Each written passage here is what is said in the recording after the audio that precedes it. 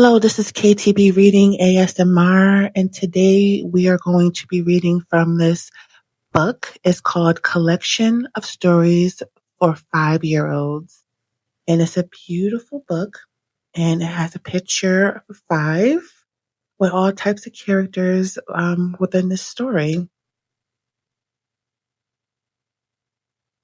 And here go a landscape of all the characters that we are going to be reading within this book. And we are going to be reading Pinocchio today. So we are going to be reading Pinocchio today.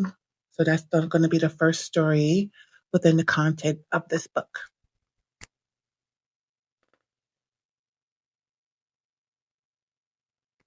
Pinocchio.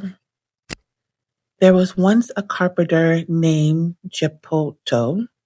One day he found a magic piece of talking wood in an enchanted forest. How unusual, he thought. Geppetto took the magic wood home and carved a little puppet boy from it. He gave the boy some clothes and a hat. The wooden boy danced around the room in Geppetto and made him laugh. Hello, he said. Geppetto named the boy Pinocchio. You must go to school like the other children, Geppetto told him. On the way to school, Pinocchio met a cricket. I will help you to learn right from wrong, the cricket told Pinocchio. Then Pinocchio met a fox and a cat. They had heard the sound of lunch money in his pocket. Don't go to school, said the fox. Play with us instead. Pinocchio thought that sounded like a good idea. I don't think you are doing the right thing, the cricket told him. But Pinocchio didn't listen to the cricket. The cat and the fox led Pinocchio into a dark forest.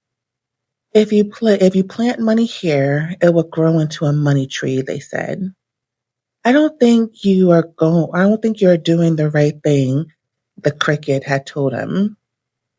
But Pinocchio didn't listen to the cricket. He dug a hole in the ground and buried the coins in it.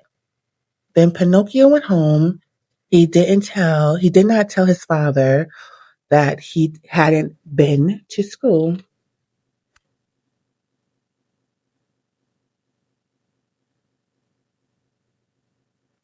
Pinocchio didn't go to school the next day either. He wanted to find his money tree instead. So the cricket followed Pinocchio into the forest, but the money tree wasn't there. Pinocchio dug the ground to look for his coins, but they were all gone. The fox and the cat tricked you to get your money, said the cricket. Pinocchio felt silly. He pretended he didn't care and stomped off into the forest. I'm going on an adventure, he said. The little cricket begged Pinocchio to go home, but the wooden boy walked on. Darkness fell and Pinocchio soon felt scared. They came to a little cottage and Pinocchio knocked loudly on the door. A pretty fairy with turquoise hair answered, You're lost, we're lost, explained Pinocchio. Please, can you help us? The fairy invited him inside and gave them some food. Why are you so far from home? Said she asked kindly. Pinocchio did not want to tell her that he had disobeyed his father. I was chased by a giant, he lied. Suddenly Pinocchio's nose grew. The giant was taller than the trees, he continued. Pinocchio's nose grew some more. I ran into the forest to escape, he added. Pinocchio's nose grew again, and he touched it in wonder. I have put a spell on you, said the fairy. Every time you tell a lie, your wooden nose will grow. Pinocchio began to cry. He wished he had gone to school, like his father said.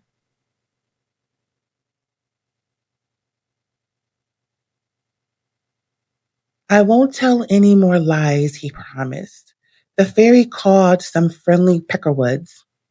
They pecked at Pinocchio's long nose until it was back to normal. In the morning, Pinocchio rushed home with a little cricket perched on his shoulder.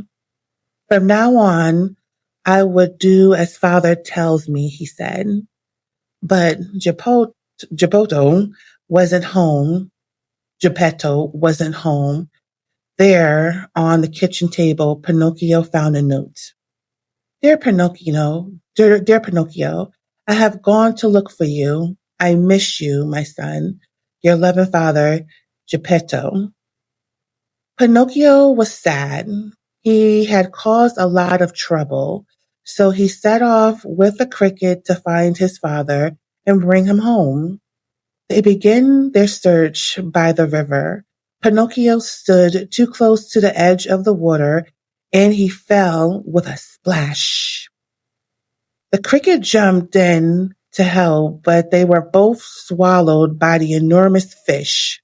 Luckily, they found Geppetto in the fish's tummy. Pinocchio hugged his father tightly. I won't leave you again, he said. Then the clever wooden boy had an idea. He took the feather from his hat and tickled the fish. Ah, ah, achoo! The fish sneezed, and Geppetto, Pinocchio, and the cricket shot out the fish's mouth. They landed softly on the bank of the river. That night, Pinocchio was sleeping in the bed when the fairy with turquoise hair flew in through his window. You are a good, brave boy, she said, kissing him on the forehead. In the morning, Pinocchio found that he was no longer made of wood. He was a real boy. From that on, he was always a good son to Geppetto. And his friend, the cricket, didn't need to tell him right away, right from wrong, ever again. The end.